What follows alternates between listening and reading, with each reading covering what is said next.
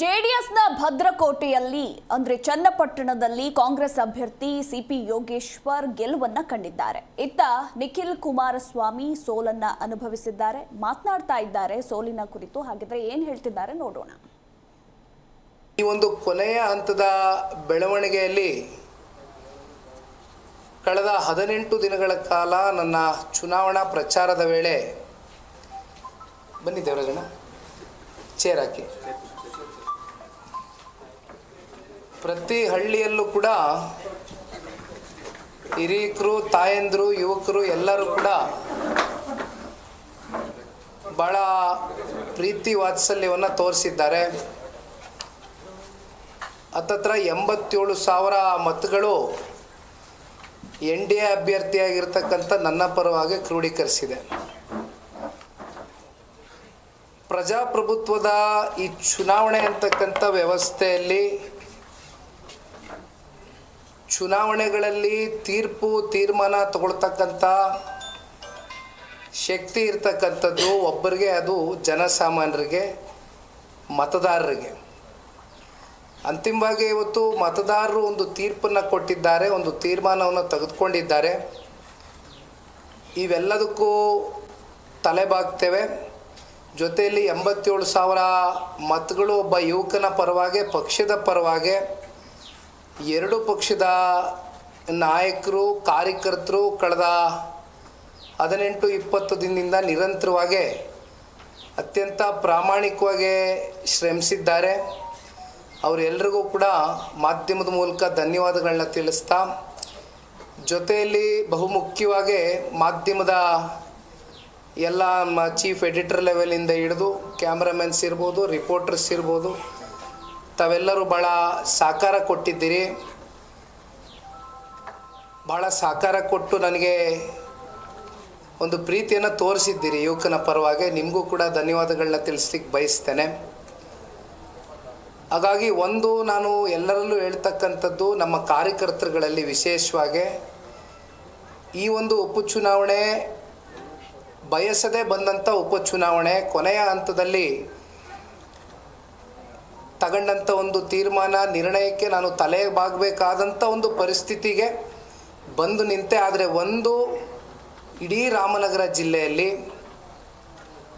ಸನ್ಮಾನ್ಯ ದೇವೇಗೌಡರನ್ನ, ಸನ್ಮಾನ್ಯ ಕುಮಾರಣ್ಣ ಅವ್ರನ್ನ ರಾಜಕೀಯವಾಗಿ ಇವತ್ತೇನಾದರೂ ಇಷ್ಟು ಎತ್ತರಕ್ಕೆ ಬೆಳೆಸಿರ್ತಕ್ಕಂಥ ಜನ ಇದ್ದರೆ ಅದು ರಾಮನಗರ ಜಿಲ್ಲೆಯ ಜನತೆ.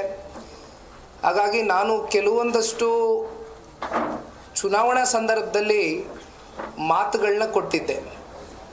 ಅದು ಚುನಾವಣೆಗೆ ಮಾತ್ರ ಸೀಮಿತವಾಗಿರ್ತಕ್ಕಂಥ ಮಾತಾಗಿರೋದಿಲ್ಲ. ನನ್ನ ಚುನಾವಣೆಯ ಗೆಲುವು ಸೋಲು ಇವ್ಯಾವನ್ನೂ ಕೂಡ ನಿರ್ಣಯ ಮಾಡೋದಿಲ್ಲ. ಹಾಗಾಗಿ ಇವತ್ತು ಸನ್ಮಾನ್ಯ ಕುಮಾರಣ್ಣ ಅವ್ರಿಗೆ ಕೇಂದ್ರದಲ್ಲಿ ಸಚಿವ ಸ್ಥಾನ ದೊರಕಲಿಕ್ಕೆ ಒಂದು ಕಡೆ ರಾಜ್ಯದ ಜನತೆ, ರಾಮನಗರ ಮತ್ತು ಮಂಡ್ಯ ಜಿಲ್ಲೆಯ ಜನತೆಯೂ ಕೂಡ ಅಷ್ಟೇ ಶಕ್ತಿಯನ್ನು ತುಂಬಿಸಿದ್ದೀರಿ, ಕಾರಣಕರ್ತರಾಗಿದ್ದೀರಿ. ಹಾಗಾಗಿ ಏನು ನಮಗೆ ಕಳೆದ 30-40 ವರ್ಷದಿಂದ ದೀರ್ಘಕಾಲ ಆಶೀರ್ವಾದವನ್ನು ಮಾಡಿದ್ದೀರಿ, ನಿಮ್ಮ ಋಣವನ್ನು ತೀರಿಸ್ತಕ್ಕಂಥ ಪ್ರಾಮಾಣಿಕ ಕೆಲಸ ನಿಮ್ಮ ಜೊತೆಯಲ್ಲಿ ನಾನು ನಿಂತು ಮಾಡ್ತೇನೆ. ನಾನು ಕೊಟ್ಟಿರ್ತಕ್ಕಂಥ ಮಾತನ್ನೇ ಯಾವುದೂ ಕೂಡ ಹಿಂಪಡ್ತಕ್ಕಂಥದ್ದಕ್ಕೆ ಹೋಗೋದಿಲ್ಲ, ನಾನು ಹಿಂತಗೊಳ್ತಕ್ಕಂಥದ್ದಕ್ಕೆ ಹೋಗೋದಿಲ್ಲ. ಇವತ್ತೇನು ಯುವಕರ ಪರವಾಗಿ ಕೆಲವೊಂದಷ್ಟು ವಿಷಯಗಳ ಬಗ್ಗೆ ಪ್ರಸ್ತಾವನೆ ಮಾಡಿದ್ದೆ, ಅವೆಲ್ಲವನ್ನು ಭಾಳ ಗಂಭೀರವಾಗಿ ಪರಿಗಣನೆಗೆ ತಗೊಂಡು ಸನ್ಮಾನ್ಯ ಕುಮಾರಣ್ಣ ಅವರ ಜೊತೆಯಲ್ಲಿ ನಾನು ಈ ಜಿಲ್ಲೆಯ ಒಬ್ಬ ಮಗ ಅಂತಕ್ಕಂಥದ್ದು ನಾನು ಭಾವಿಸಿದ್ದೇನೆ. ಕಾರಣ ಇವತ್ತು ನಾವಿಲ್ಲಿ ಪ್ರೆಸ್ ಮೀಟ್ ಕರೆದಿರೋದು ನಮ್ಮ ಬಿಡದಿ ತೋಟದ ಮನೆಯಲ್ಲಿ. ತೋಟ ಖರೀದಿ ಮಾಡಿದ್ದೆ 85ನೇ ಇಸ್ವಿ. ಹಾಗಾಗಿ ನಾವು ಇಲ್ಲಿ ಹುಟ್ಟದೆ ಹೋಗಿರ್ಬೋದು, ನಾನು ಒಪ್ಕೊಳ್ತೇನೆ, ನಾವೇನಿಲ್ಲಿ ಜನಿಸಿಲ್ಲ. ಆದರೆ ನಮ್ಮ ಜಿಲ್ಲೆಯ ಜನತೆಯ ಒಂದು ಸಂಬಂಧ ಹಾಗೂ ಸಂಪರ್ಕ ಅತ್ಯಂತ ಭಾವನಾತ್ಮಕವಾದಂಥ ಒಂದು ಸಂಬಂಧ. ಎಲ್ಲೂ ಕೂಡ ಅದಕ್ಕೆ ಚ್ಯುತಿ ಬರದೇ ಇರತಕ್ಕಂಥ ನಿಟ್ಟಿನಲ್ಲಿ ನಿಮ್ಮ ಜೊತೆಯಲ್ಲಿ ಪ್ರಾಮಾಣಿಕವಾಗಿ. ಜಿ ಕನ್ನಡ ನ್ಯೂಸ್ ಈಗ ನಿಮ್ಮ ಮನೆಯಲ್ಲೇ ನೋಡಿ. ಎಲ್ಲ ಕೇಬಲ್ಗಳಲ್ಲಿ ಈಗ ಲಭ್ಯ. ನಿಮ್ಮ ನೆಚ್ಚಿನ ಜಿ ಕನ್ನಡ ನ್ಯೂಸ್ ಈಗ ಸನ್ ಡೈರೆಕ್ಟ್ ನಲ್ಲಿ number 292, Tata play number 1664, Jio TV number 1334, NXT digital number 30, N cable number 30, city networks 51, U digital number 162, GTPL number 17, Rockline telecommunications number 42, Shri Basaveshwara cable number 168, rural cable network 60, Vinayaka digital 57, Abhishek cable 821, city channel 53, Siddeshwara cable network 57, ವಿ4 digital infotech 628, Surya digital networks 53, Gajanan digital number 836, Malnad infotech private limited number 56, Metrocast number 830, Victory digital number 167ರಲ್ಲಿ ನೋಡಿ ಆನಂದಿಸಿ.